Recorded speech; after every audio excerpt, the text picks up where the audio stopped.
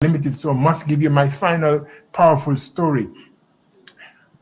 The doctors came into my room one day and they sat at my bed and said, Mr. Smith, for more than a week now, more than one full week, you're in this hospital and we've been giving you oxygen. You're getting 15 liters.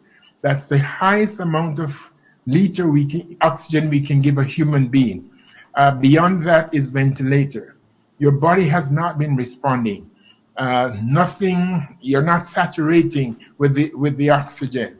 And so the only thing we can think of is to put you on the ventilator. What do you think?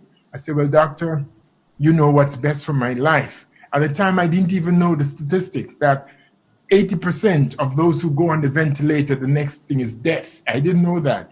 So he said, are you in agreement to go on the ventilator? I said, doc, if that's the best thing, what can I say? He said, okay. But he called my wife to tell my wife that they were going to put me on the ventilator. And my wife says, no, doctor, I do not want my husband to go on the ventilator. Says, Mrs. Smith, is the only choice we have because he's not saturating more than a week on the highest level of oxygen, and it has done nothing for him. His body has not changed whatsoever. So it makes no sense to keep him there. She said, I understand, doctor, but I still don't want my husband on the ventilator. Says, Mrs. Smith, we both want the same result for your husband. End result for your husband. She says, I understand, but I don't want him there. So he said, you have until 1:30 to make your decision because we can't keep him on oxygen. His body is not responding. 1:30.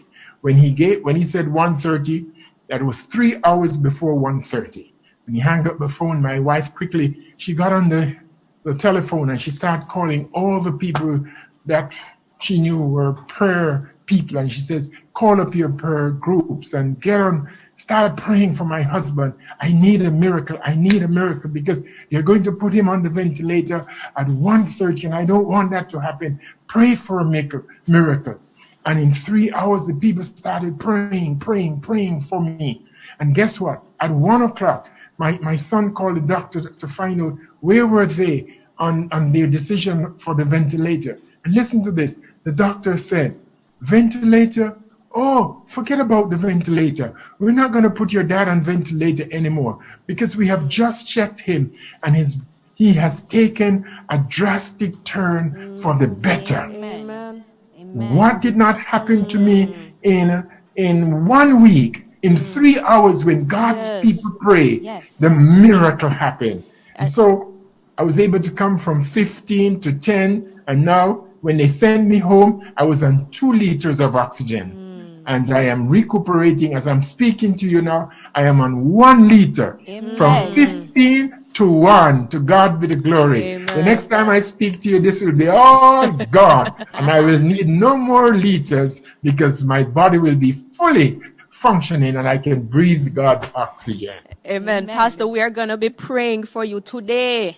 So we know that by the end of today, we are declaring it. We're claiming it in Jesus' name that by tomorrow, that will be off. No problem. But Pastor, as we wrap up, there are persons living their lives, some carelessly, some just existing right now. How important is it?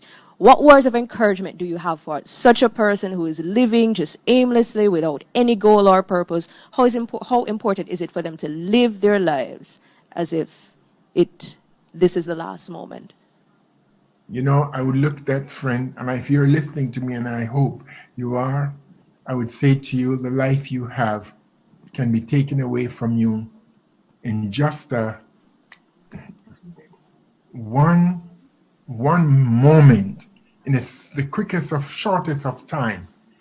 Health is most important. Your life is important. And when that life is not surrendered to Jesus Christ, when the crisis comes, who do you turn to? Look at me. I was healthy. I was strong. I was doing everything. And then, bam, this thing hit me. Had I not known Jesus Christ for myself and people knew how to pray, my story, I wouldn't be here to tell you my story. So I would say to you, my friend, turn that heart of yours to Jesus Christ.